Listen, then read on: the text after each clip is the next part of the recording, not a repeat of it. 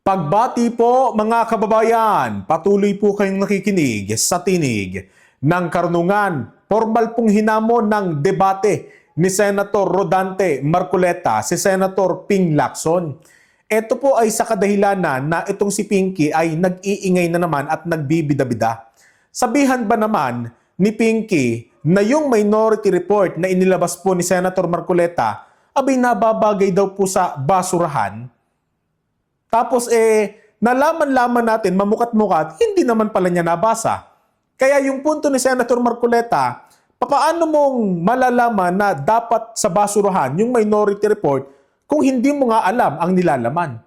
Maliban na lang kung talagang hindi ka interesado sapagkat alam mo na yung maaaring laman ng minority report, baka makasagasa sa interest mo dyan sa Senate Blue Ribbon Committee. Baka masagasaan yung kino-cover up niya, yung pinoproteksyonan niya, di po ba? Bueno, pakinggan at panoorin po natin itong paghahayag po ng saloobin ni Senator Rodante Marcoleta dyan sa mga kabalintunaan po ni Pinky sa pangunguna niya sa BRC na may kaugnayan pa rin nga sa pag-iimbestiga dyan sa flood control projects anomaly. Hanggang sa diretso na po natin doon sa paghahamon nga ni Senator Marcoleta ng debate dito kay Ping Lacson. Ito po, makikita nyo sa screen. Oo nga. Diba pagkatapos, sabi nila, Yan. ano ba?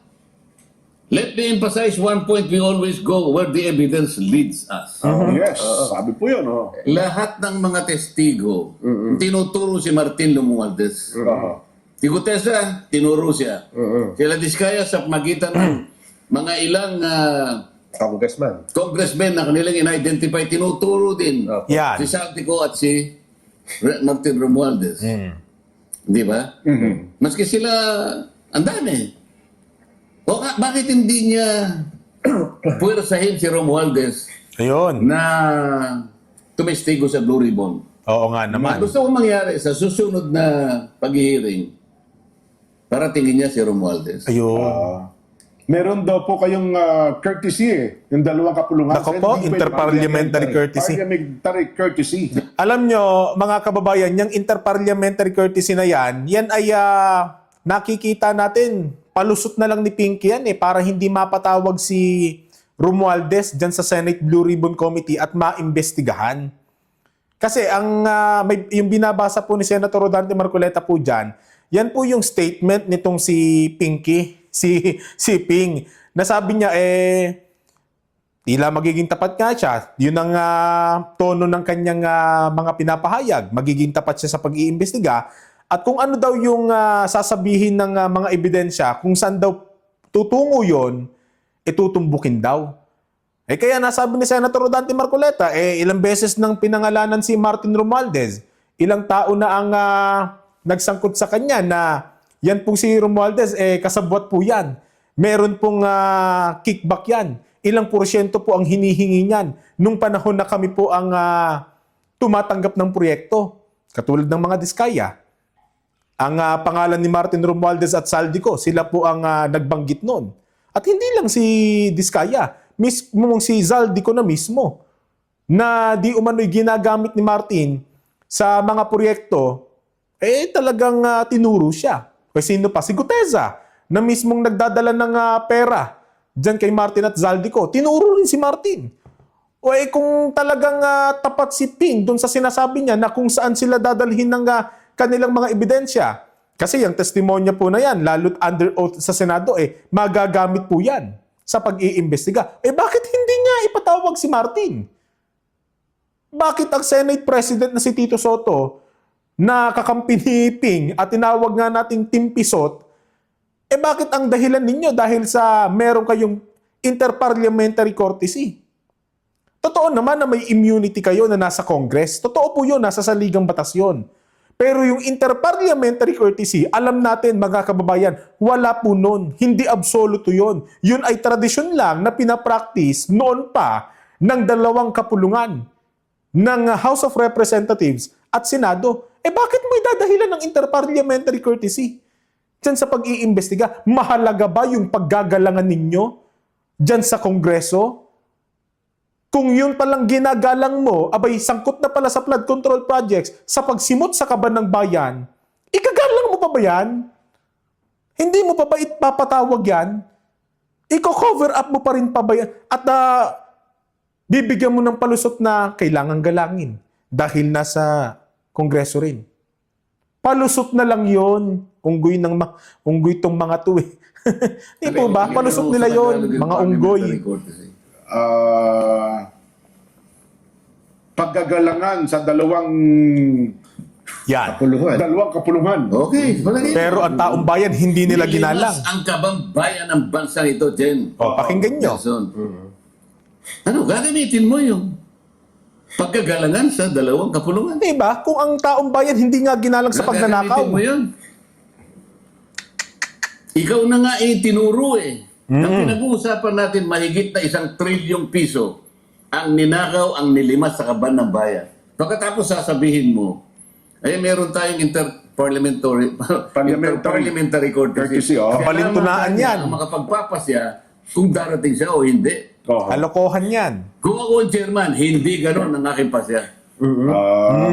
Kung kinakailangan isasabi na kita. At yan po ang nakikita nating dahilan, Senator Marcoleta, bakit kayo bigla ang pinalitan dyan sa Blue Ribbon Committee.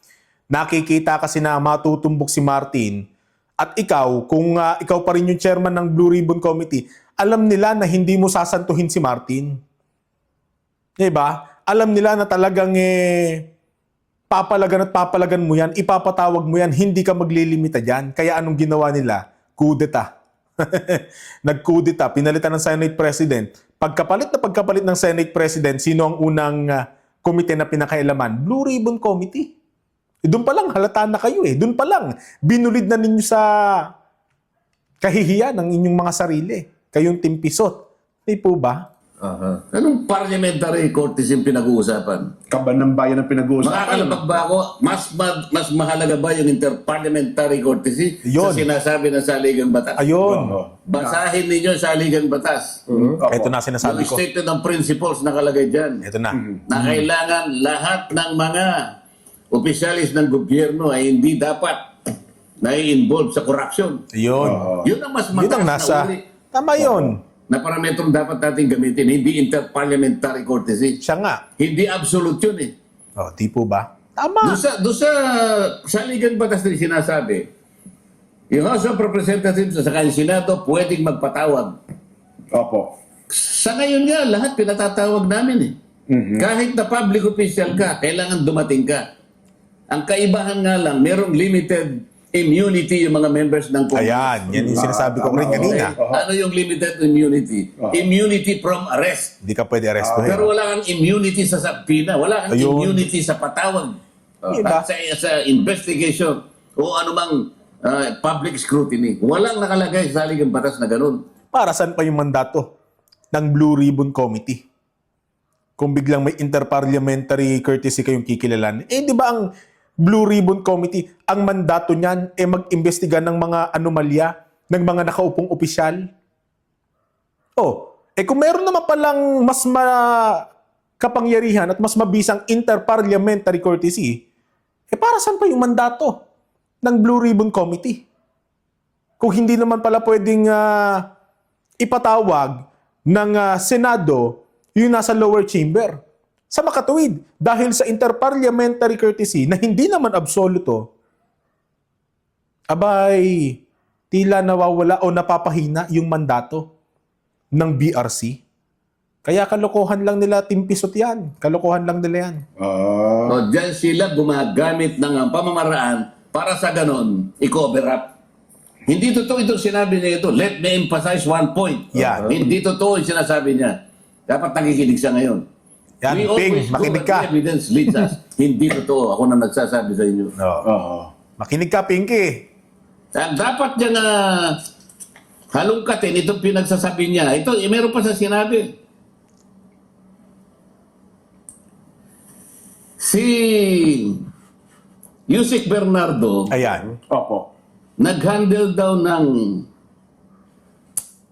5 billion para kay Secretary Bonoan. 5 billion per year. Magmula noong 2023, 2024, 2025. Ilang billion yun? 5 billion. 3.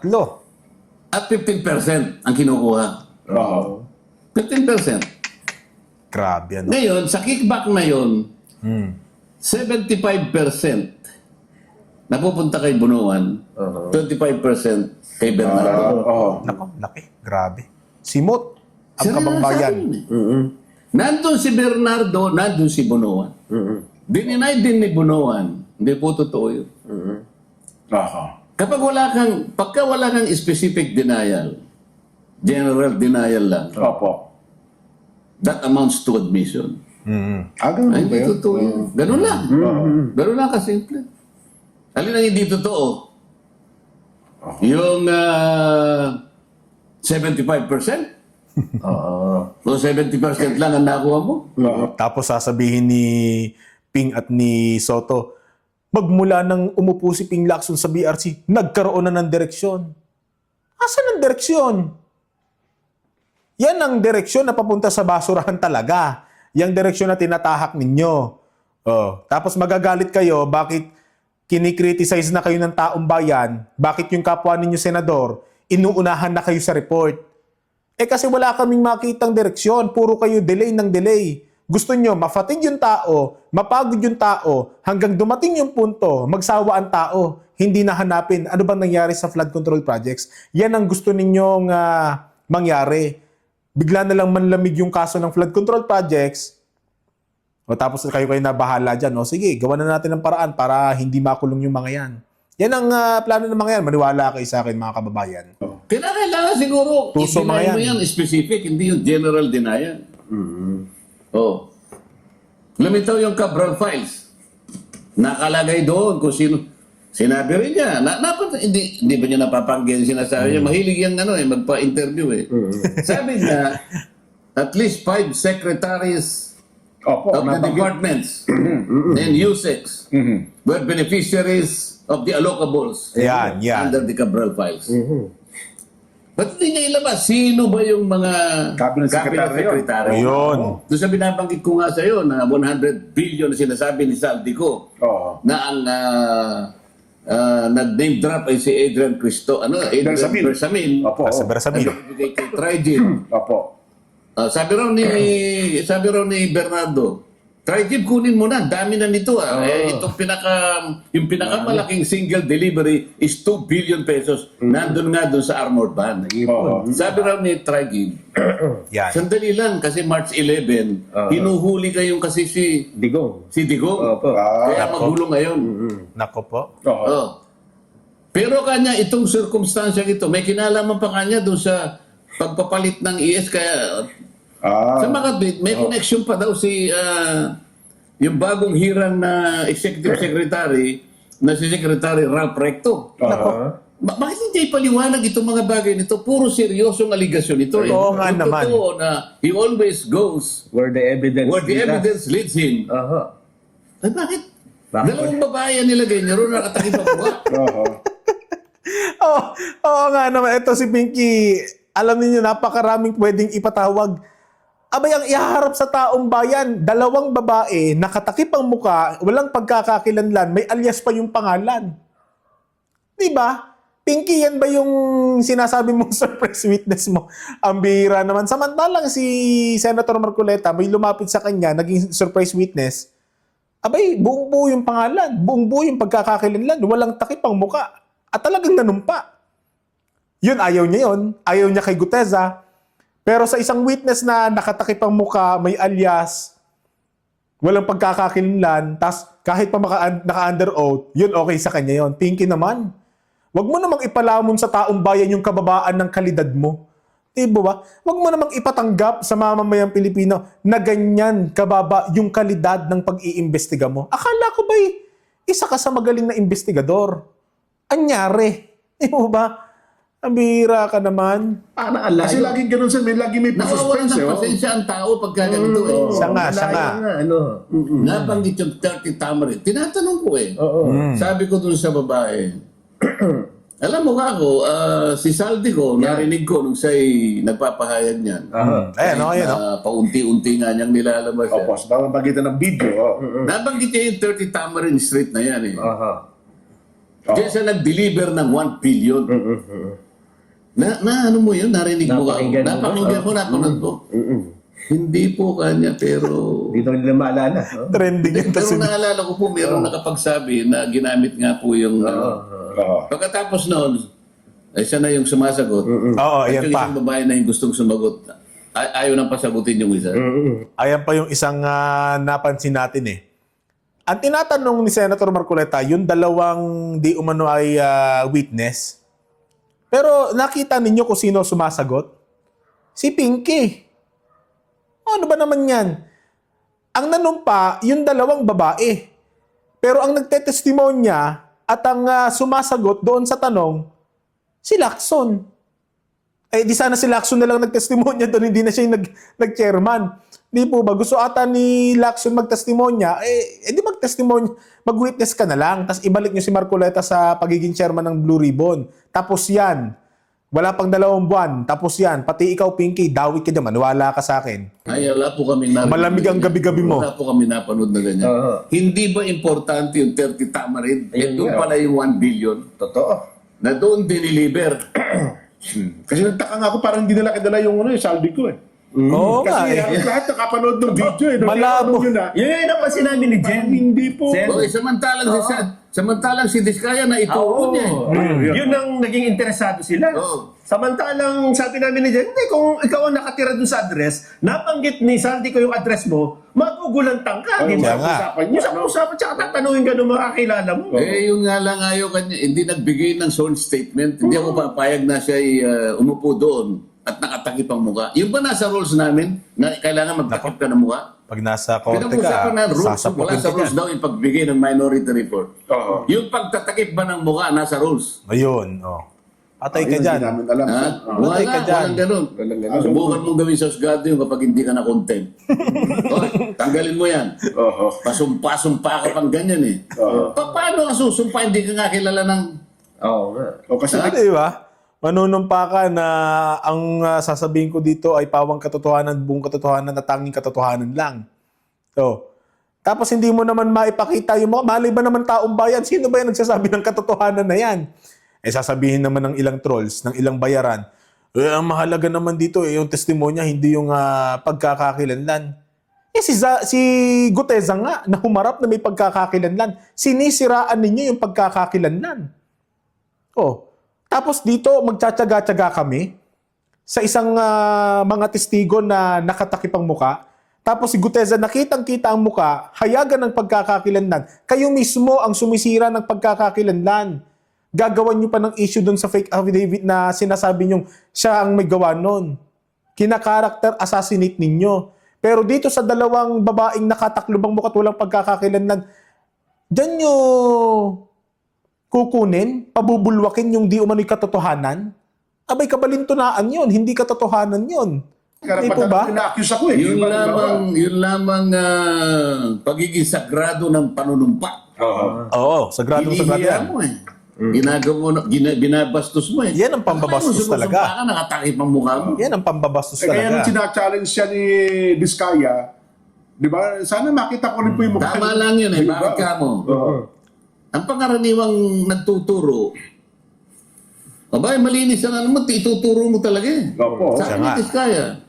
Ikaw kanya nagtuturo, pwede mo malaman din kung ano itsura mo. Pwede nga. tanggalin mo. Ayaw. Oo. O ano ba ito? Sabi pa niya, we laid out how this deeply rooted scheme operates with systemic precision. Diba? Oo. Ano ka? Systemic precision, Sus Mariose. Ha? It involves a network of actors. Nalaman daw nila. Namely, the contractors group who collude among themselves to rig public biddings and monopolize flood control projects. Puro speech Key si Lacson. DPWH coordinators who manage project allocations and orchestrate the collection and delivery of kickbacks. Alam niyo si Lacson, malakas yan mag-speech eh. Malakas laging magpahayag ng magpahayag, mag-statement ng mag-statement. Alam niyo kung saan mahina? Sa gawa. Tandaan ninyo nag-privilege speech yan. Sasabihin ni ka, merong 67 congressmen na involved dito sa flood control projects. Nung naging Senate President o naging chairman ng Blue Ribbon Committee, yun bang sinabi niyang 67 na congressman o kung ilan man yon, Pinatawag niya ba yon? Hindi. Baliwala sa kanya yon. Para saan pa yung speech niya? Na para bagang gusto niya, si Senator Lacson ang nagpahayag. Talagang ang lakas ng loob niya na siya mismo ang naglantad na may 67 congressman na sangkot sa flood control projects. Huwag ninyong tignan yung pahayag ng isang tao na wala namang ginagawa. Na ang tangi lang layunin niya, kaya siya naglabas ng ganung statement, magpabango. Mag-gain ng credibility. Palibasa, yung kredibilidad niya, wala na. Questionable na. Kaya ang ginagawa niya, sige, statement tayo na statement, speech tayo na speech, madadaan natin ng tao dyan.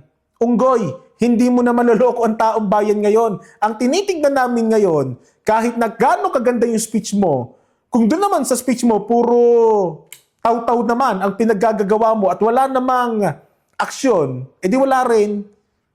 Yun bang 67 congressman, may naipakulong ka doon? May naimbestigahan ka doon? May nasabpina ka ba doon? Wala. Ang sinasabi mo, interparliamentary courtesy. Precision ka pa dyan. So meron siyang contractors. Nakakagalit eh. Meron siyang DPW's coordinator. And sabi niya, intermediaries, agents, or bagman. Nako po. Pangatlo, di ba? Who received this illicit funds allegedly in behalf of their principals? Bakit yung principals wala kang tinatawag? Nako. Ba't ang tinatawag mo yung contractors at ilang complicit do sa DPWH at sa kanilang mga bagman na sila yung tumatanggap in behalf of their principals? Bakit? Diba? Bagman ni Martin Romualdez, ni Zaldico, pinapatawag. Bakit hindi mismo yung tao na pinagdadalhan ng pera ang ipatawag mo? Bakit yung bagman lang? Bakit para bagang, sige, bagman, ipatawag yan. Pagdating dun sa pinagdadalhan na ng pera ng bagman, teka lang, wag muna, wag yan. Kaya questionable. Kaya ka kinukutya ng taong bayan sa pinaggagawa mo. Bakit ngayon walang principal ni isa? Bakit ayaw mong ilitaw si Martin Romualdez? Para matanong naman namin. Di ba? Bakit hindi niya hingin yung affidavit ni Martin Romualdez na sinabmit sa ICI? Para yun ang gawin naming basyan para tanungin siya. Hindi po ba? Talaga bang siya ay naniniwala sa kanyang sinabi na talagang with systematic Systematic. precision. Nako, walang We precision. will follow the evidence wherever it leads. That is not precise. Totoo ba na ito? Na medyo pinasaringan niya yung mga nagrarally. Ayan. Yung mga maiingay, yung talaga, yung mga tao kasi bagot na bagot. Kasama na. tayo Bagot dyan, na, mga bagot na, kapatid. bagot na. Nagsawa na ng kahihintay. Baka wala nang mahintay ito eh. Sabi niya, di ba yung mga nagrarally? Kasama tayo dyan, mga kapatid. Kasama na kayong dalawa, di ba? Oo. Ano sabi niya? Your noise will not silence the truth. Yung inyong, ganito. Neither does it provide any help How in our ironic. investigation. Your noise cannot convict and won't even indict the malefactors in this flood control mess. Only evidence does. Yun, ebidensya talagang magagawa daw. So, may pasaring na naman sa inyong maiingay. Kayong nagrarally. Kayong nayayamot na, kayong naghihintay kung ano mangyayari. Ano pa sabi niya? With all that being said, as the chairman of the committee, I say to you, ano sabi niya? Yan na. Ano Shut sabi? the F up. Ano po ba binanggit niya? Hindi kayo nakinig. Hindi namin pinakinggan yan eh. Kasi nagpo-programa kami sen nung nangyari yan. Shut the F up. Sabi niya. Isipin ninyo yun, mga kapatid, mga kababayan, na ang pawang layunin at nais lang natin mapapanagot silang mastermind. Kaya tayo nag-iingay, kaya tayo nagrarally, kaya tayo gumagawa ng mga mapayapang pagkilos, at kaya tayo nagsasagawa ng mga pagpapahayag ng ating hinaing sa gobyerno, para sana naman mabigyan tayo ng hustisya sa tamang paraan. At doon sa mga taong dapat mapanagot, sasabihan tayo, shut the F up. Kung sabihin sa'yo ng taong bayan, who the hell are you? Para sabihin sa amin yan. Taong bayan ang dahilan bakit ka nakaupo sa pwesto mong yan. Taong bayan ang dahilan bakit may kapangyarihan. Tapos sasabihin mo ng ganyan, who the hell are you? Pagkatapos ng termino mo, sino ka? At ka sa taong bayan dahil sa pinaggagawa mo. Pagkatapos ng termino mo bilang senador, wala kang ligasiyang babaunin. Mag-aantay ka sa araw na pagpapahingahin ka, hindi mo na mapapabango pangalan mo, hindi mo na mapapaganda dahil sa pinaggagawa mong ito.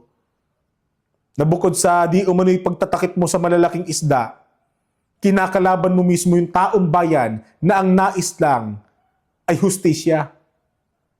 Binabardagol mo, ika nga sa ibang termino. Di po ba? Kaya wala tayong bilib dyan eh. Kaya mauunawaan mo, ito na yung parting hinamon na ni Senator Marcoleta ng debate. Yang si Lacson, pakinggan na natin mga kababayan. Yung bago sa magsimula, Hindi nung pwede- Monday. Hindi pa niya masabi-sabi. Hindi naman... Ang sinasabi ko sa inyong dalawa, nilibas ang kabagbayan. Nakakaawa ang mga tao. Ayun nga. Puot na puot, Oo. galit na galit. Makikita mo eh. Oo, yun. Naghihintay kung anong kahihinatnan ng pagdinig na ito. O sabi niya para self-report, before December break. Oo. Asaan? Oo, ano talaga bang ano ito, pinaplano yung delay na ito. Dinedelay yan. Para mapatig Sen. yung mga tao. Para sa ganun, mabagot na lang.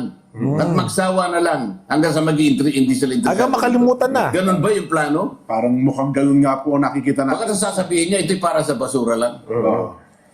Alam mo ang gusto kong gawin niya? Eto na. Sabihin niya sa Senado ito, Yan. I think he should deliver a privilege speech. Say it on record. And in the plenary hall, sabihin niya na ito ay para lang Sa basura. sa trash bin. Para matanong ka ni Para sa Marcoleta. ganun, meron akong panahon na Matanong kayo. sa matanong Senado siya. para maging opisyal lahat. Opo. Yan, Kaya wala yan. dinidiscuss to, dinidiscuss niya Oo. sa media. Pero mas maganda rito sa Senado. Para recorded lahat. Oo. Oo. Yun ang aking gustong gawin niya. Oo. Kung ayaw naman niya, halimbawa, pumili siya ng television station. Nako po, magharap eto na. kami. Namili siya sa dalawa. Pinartidahan na. Kung ayaw niya, Mm. he should shut the fuck up. Nako po. Yun. Mabigat. Ako didiretsuhin ko na kayong dalawa. Kung hindi niya madiretso, ako didiretsuhin ko kayo. You should shut the fuck up. Bro. Kung hindi mo kayang humarap sa isang maginoong debate, hinamon ka na, pinartidahan ka na, bahala ka sa istasyon na gusto mo. Gusto mo dyan sa Billionaire Channel. Oh, para naman kahit papaano may bitaw-bitaw ka. Kasi sa nakikita ng taong bayan ngayon, parang wala ka ng bitaw-ping eh. Oh, partida na dyan sa Billionaire News Channel. Tapos ang panel ninyo, ang audience ninyo ay talagang neutral. Hindi kaya gusto mo, pabor na rin sa'yo. O, harapin mo lang sa debate. O kung ayaw mo naman sa istasyon, o dyan na sa teritoryo mo, sa Senado. Teritoryo mo masasabi, nasa majority ka eh. Alagang-alaga ka ng Senate President ninyo eh. O. Ang amin lang, kagatin mo yung maginoong hamon sa'yo. Kasi, anong pakikinabangin nung maaanghang mong salita kung wala ka namang balls para humarap sa isang maginoong debate? Patunayan mong may tapang ka. Patunayan mong hindi tama yung bansag sa'yo na pinky. Patunayan mong may balls ka. Humarap ka kay Marcoleta, makipag-debate ka, patunayan mo sa Pilipino kung meron ka talagang ibubuga. Hindi yung kung ano-ano yung pagsasabihin mo sa social media for publicity lang naman. Ganyan ka eh. Kaya kahit yung pag-iimbestiga mo sa Senate Blue Ribbon, publicity na lang din. No. Sana mga kababayan, bumalag itong si Ping Lacson, kumasa itong si Pinky. Diyan po sa hamon ni Senator Marcoleta. Di po ba? Para naman mapatunayan niya na talagang may kakayahan siya. At kung hindi siya kakasa, isa lang ang ibig sabihin niyan. Hindi niya kayang panindigan yung kanyang pinagsasasabi. Wala siyang paninindigan, bagsak na yung dangal niya, bagsak na yung legasiyan niya, pati kredibilidad niya, totoong questionable at bagsak na. Hanggang sa susunod po na talakayan. Paalam.